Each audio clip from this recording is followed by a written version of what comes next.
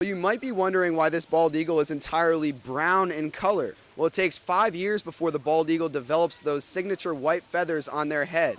And the female here is just 1 year of age. And well, in that 1 year, it's taken a lot to get her here at the Riverbank Zoo. Is there pressure to spend on Valentine's Day to show your love?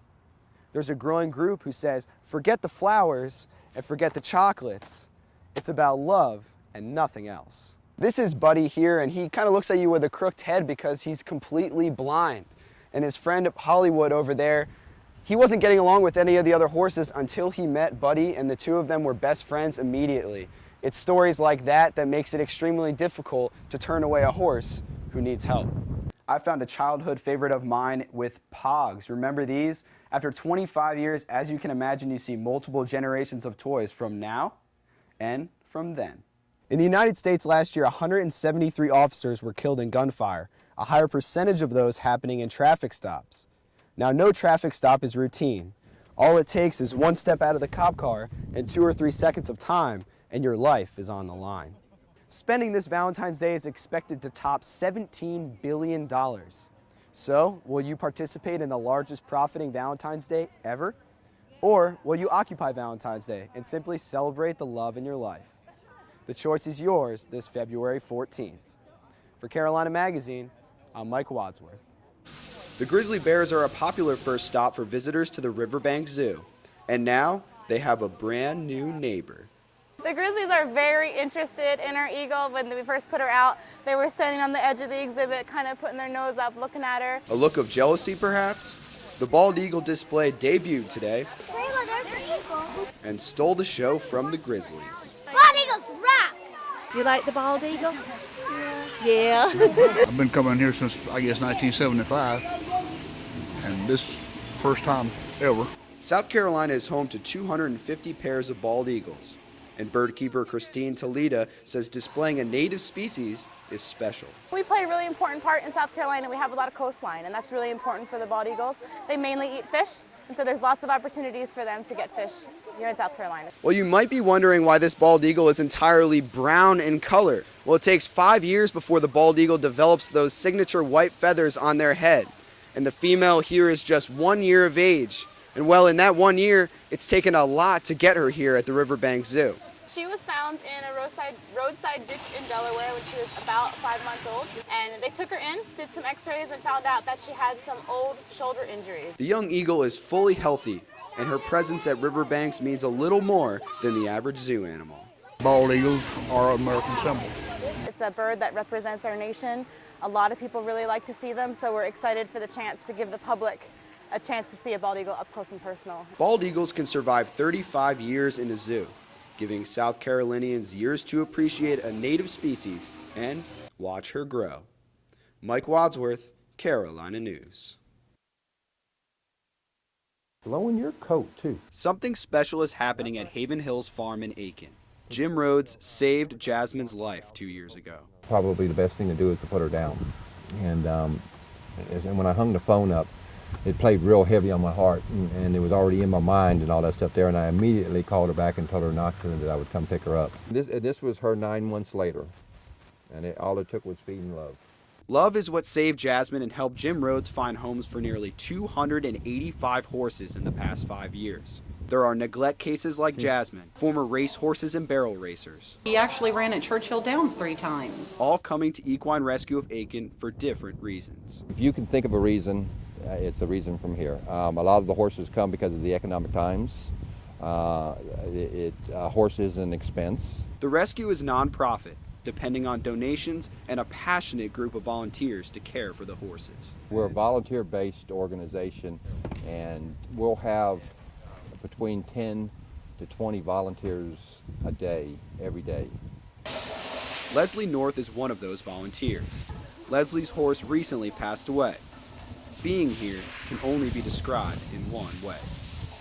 Life-affirming, affirmation. The passion to care for these animals emanates at Haven Hills.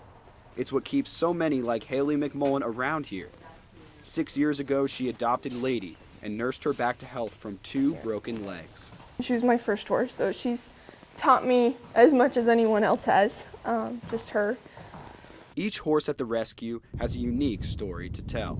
This is Buddy here, and he kind of looks at you with a crooked head because he's completely blind. And his friend Hollywood over there, he wasn't getting along with any of the other horses until he met Buddy, and the two of them were best friends immediately. It's stories like that that makes it extremely difficult to turn away a horse who needs help. I get 3 to 4 calls a week, every week, on people that need help with their horses. And we are at capacity. The facility can handle 55 horses. Right now, Jim has 62.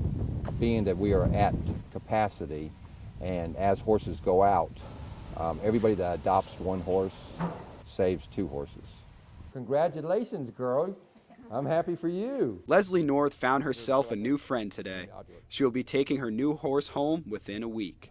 For everyone at Equine Rescue of Aiken, the goal is to find homes for the overflow of horses in need, giving them a second chance at life. It's good for the heart when you see these horses move on to their next career and be productive. Being able to see them go and be successful and be that kind of a good horse for someone else is also very, very rewarding. Equine Rescue of Aiken, healing horses and finding them a new home at a time when it's needed most. From Aiken, South Carolina, I'm Mike Wadsworth, Carolina News.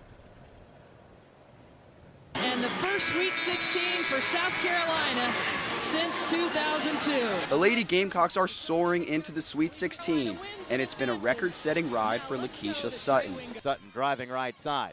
Off-balance runner, good! She's the 11th Gamecock in history with 1,000 points and 300 assists. One of 11 to start 100 games, and a top 20 scorer in USC history. It's an honor, you know, as far as record books, it's something that I never imagined or just thought I was going to be a star guard at USC. Kind of just happened within the flow of things, and I'm grateful for that. Goes baseline, drive, shoot, score! Sutton is a model of consistency. She led the team in scoring 10 times this year, something she also did as a freshman. But during her first season, the team's record was just 10-18. Sutton admits she was not happy at South Carolina. She admits she felt depressed and was considering a transfer. That was until senior guard Brianna Dickerson warned Dawn Staley of the situation, and Coach Staley was able to convince Sutton to stay, a decision Sutton now considers a blessing.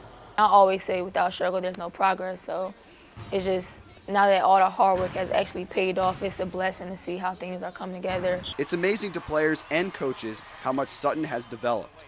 She's not the most vocal person, yet she's still the leader of this team. It's kind of been a journey for her, and it's been amazing to be her teammate and watch her grow and watch her really emerge into a really good leader. She's one that kind of sits back and observes, but when she talks, it's like E.F. Hutton.